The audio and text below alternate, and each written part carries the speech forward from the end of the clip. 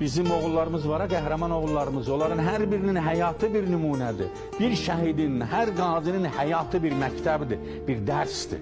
Baxın, bir mübariz İbrahimovun qəhrəmanlığı nə qədər mübarizlər yetişdirdi Azərbaycanda? Ana,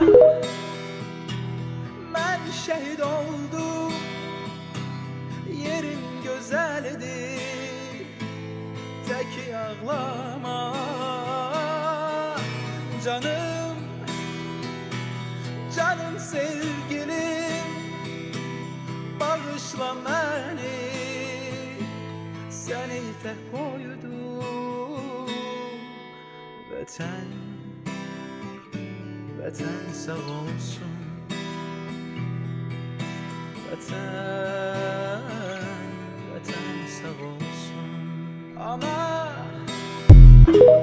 mən şəhid oldum, yerin gözəlidir.